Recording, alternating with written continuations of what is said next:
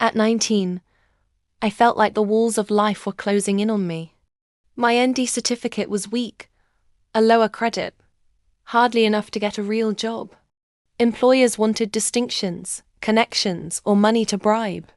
I had none. Mama tried her best with her small business, but the money barely stretched to feed my siblings, let alone send them all through school. Each night, as I lay on my thin mattress, I stared at the zinc roof and whispered, "God, is this really all there is? Is this how my story ends?" Then, one day, a whisper of hope came. Some people in my town were organizing group visas to the United States. They promised cheap travel, guaranteed accommodation, and work waiting for us. America. The very word sounded like a key to freedom. But the cost was enormous, 1.5 million. Still, somehow, through years of working, saving and managing every kobo, I had gathered almost enough. I told Mama. She listened quietly, her hands folded on her lap. Her face was a storm of worry and hope. Finally, she said, "Esther, I will not stop you. But remember your siblings. If you go, do not forget us." Her voice trembled. "Give me part of the money. Let me start a business so I can carry them while you are gone." Her eyes pierced into me. I couldn't say no. She had carried me my whole life. I gave her 200,000. Immediately, Anne promised that whatever remained after ticket and visa, I would share with her. Before traveling, I converted 300,000 into about $1,000 and saved it into an app online. Then, I deleted the app because the organizers warned us they would take our phones before the trip. That was my first red flag, but desperation blinded me. A week before the journey, they gathered 9 of us girls in a house. We barely knew each other. Some were nervous, some excited, some silent. I felt both fear and hope twisting in my stomach. The day of departure came. We were driven to the airport. On the plane, something strange happened. A man, one of the organizers, walked down the aisle and collected all our passports. My chest tightened. I whispered to the girl next to me, "Why would they need our passports?" She shrugged nervously. "Maybe it's part of the process." I nodded slowly, but unease gnawed at me. When we landed, another man stood at the exit door. He handed our passports back to us, each one sealed in a small plastic wrap. Relief washed over me, but it was short-lived.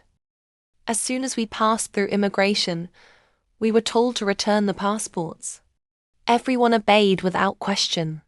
My fingers hesitated on mine, but finally, I handed it over. My heart sank as I watched the man tuck them into a bag. We were told the car that was supposed to pick us up was delayed, so we sat together in a corner, clutching our bags. That was the moment my spirit screamed at me. "Esther, something is wrong. If you don't run now, you may never run again." I looked around. Everyone else seemed calm, waiting. But I knew. Deep inside, I knew. I tightened the strap of my backpack. Inside were a week's worth of clothes, some underwear, and the $50 I had hidden. I stood up and smiled weakly at one of the girls. "I'm going to the bathroom," I whispered. She nodded. She had no idea that was the last time she would see me. Inside the restroom, my heart pounded like a drum. I pulled out the hijab I had packed and tied it quickly around my head. Then, without looking back, I slipped out of the airport, blending into the crowd. Outside, the air felt sharp against my face. My legs trembled as I walked fast, then faster, until I found a bus. I climbed in, paid, and rode all the way to the last stop, not even caring where it went. When I got down, the streets were unfamiliar. The signs, the people, the noise. Everything felt overwhelming. But at least I was free. I found a shelter that took me in for the night. They gave me a bed, food, and a warm blanket. I lay awake staring at the ceiling, asking myself, Esther, what have you done? 2 days later, I found a cleaning job. A week after that, I saved enough to buy a phone. The very first thing I did was search how to get a new international passport in the USA. I also went to the police to report what had happened. My hands shook as I spoke, expecting handcuffs. But instead, the officers were kind. They asked for my documents, checked them carefully, and then one of them looked up at me with surprise. Miss Esther, he said, do you know you're here on a legal 3-year work visa? My jaw dropped. What? Yes, he nodded. Your papers are clean. You can stay here, work here. You're safe. I felt my knees weaken. Safe. For the first time in months, maybe years, I was safe. That night, in my tiny rented room, I whispered to myself, Esther, you escaped death. Now you must live.